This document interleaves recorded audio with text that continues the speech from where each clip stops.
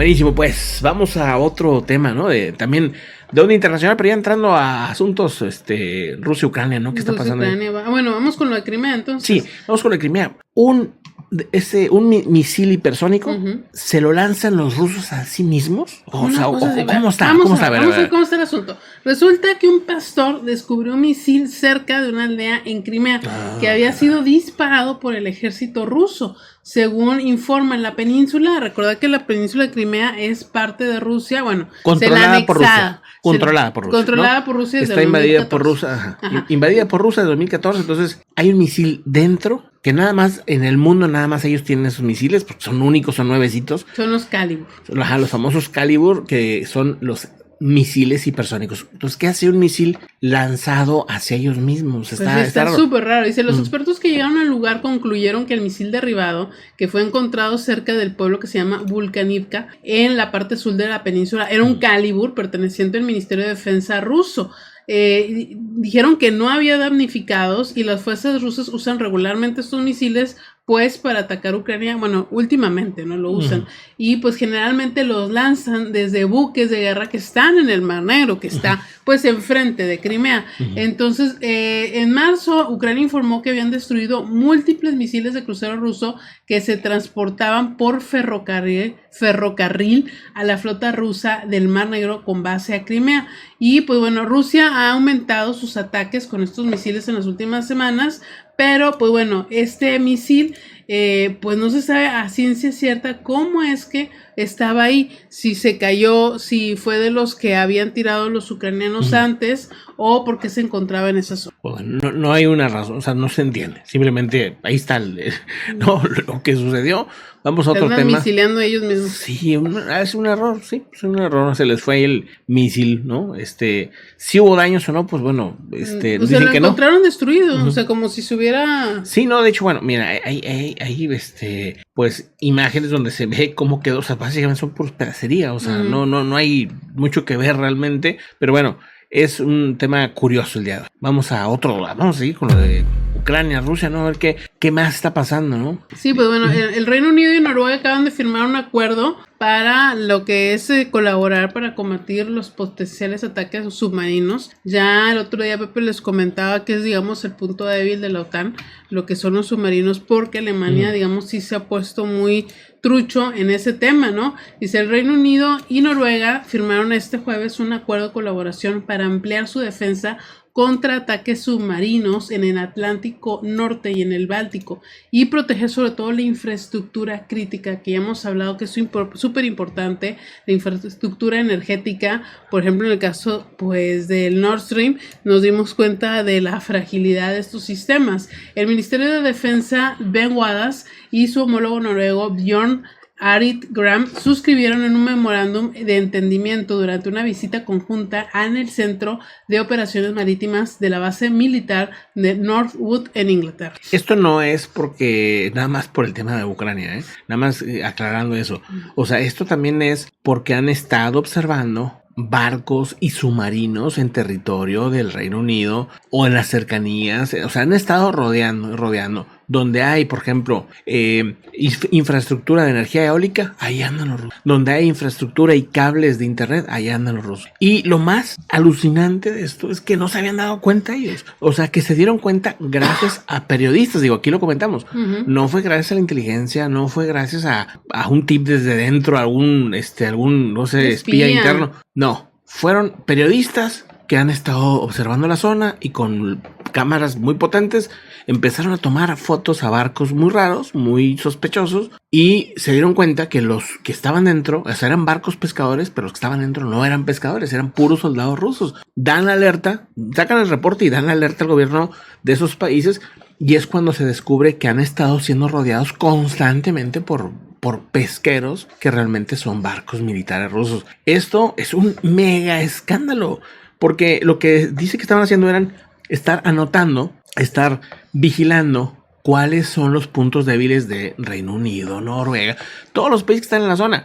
cuáles son sus puntos débiles para en dado caso de un conflicto. Ahí mismo se quedan sin luz, se quedan sin internet, se quedan sin suministros de no sé qué. O sea, vamos, les paralizan esos países en minutos, en horas, ¿no? O sea, realmente, pues como que no se habían puesto las pilas y como que estaban muy confiados. Sí, como que tú dices, oye, pues digo, yo sé que será mucho trabajo ahorita de inteligencia con lo de Ucrania, pero a lo mejor habían descuidado esta zona, no sé.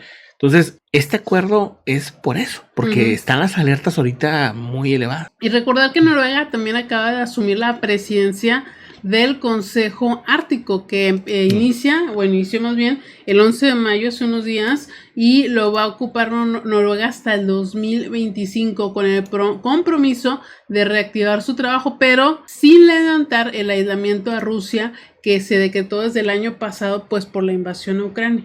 Dice, nuestro objetivo es en el Consejo Ártico se reanude, su importancia es trabajar durante la presidencia noruega, explotaremos con el resto de los estados miembros cómo se puede lograr esto en la práctica. El contacto político con Rusia no es posible, pero seguiremos siendo predecibles en nuestro trato con Rusia. Los países que forman parte de este grupo o proyecto son Canadá, Dinamarca, Estados Unidos, Finlandia, Islandia, Noruega y Suecia. Y bueno, Rusia está entre los representantes, pero ahorita digamos está castigado por la invasión. Vamos a otra información importante.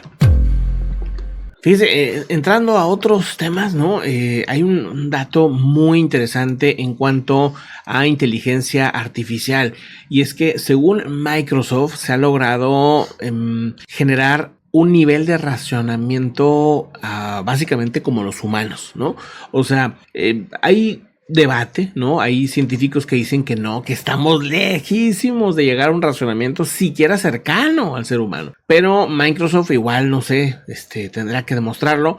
Pero según los expertos en el tema, han experimentado un nuevo sistema, que eso no está público, eso nomás lo tienen ellos, ¿no? Es un nuevo sistema de inteligencia que ya desde el año pasado pudieron lograr cosas muy intuitivas, ¿no? Muy intuitivas ya en el mundo físico. Dice, aquí tenemos un libro nuevo, un libro, 9 huevos, una computadora portátil, una botella y un clavo. Le preguntaron, por favor, dime cómo apilarlos unos sobre otros de forma estable, ¿no? Para ver si entendía el concepto, como yo me imagino, de tridimensionalidad, de peso, etcétera, ¿no? Los investigadores se quedaron sorprendidos por el ingenio de la respuesta del sistema de inteligencia artificial. Dice, ponga los huevos sobre el libro, dijo.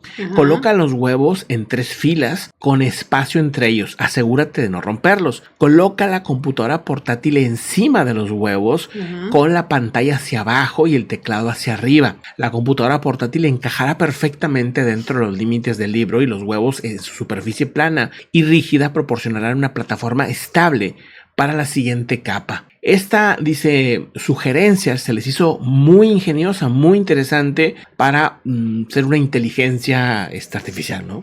¿Y qué pasó con la botella y el clavo? Ahí se queda. Rompieron todo. Lo pones arriba y el clavo arriba. Sí, exacto. Sí, o sea, pero digamos que hizo la base y lo ya después ya nomás lo arregla. Ya hizo todo, sí. Okay. Dice, pues esta sugerencia obviamente le llamó muchísimo la atención porque es un nuevo tipo de inteligencia. O sea, una cosa es saber buscar patrones, encontrar cosas, pero otra cosa ya es este tipo de inteligencia que ha demostrado esta IA o AI que tiene Microsoft, ¿no? Bueno, pues sí, digo, ahí está, ¿no? Vamos a ir viendo mucha información de este tema muy interesante.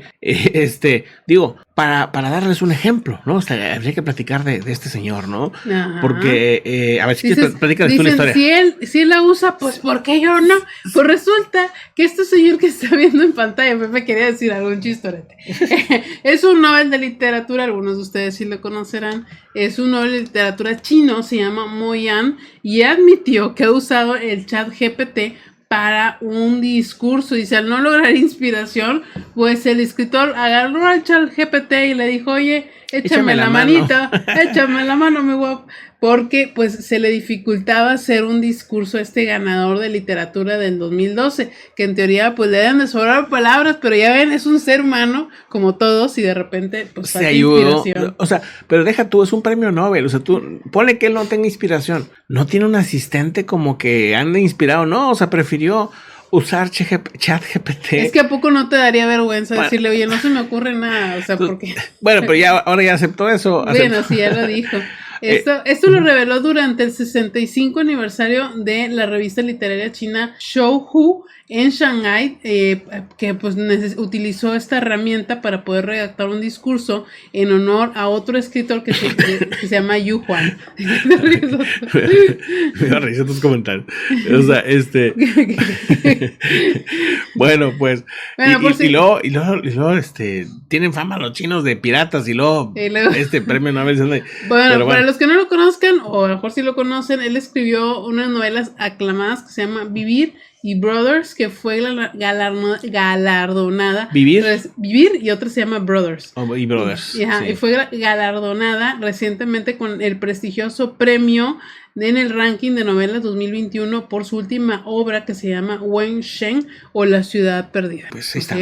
Vamos a otro asunto. Ahorita revisamos cómo va lo del tsunami, a ver si hay más información.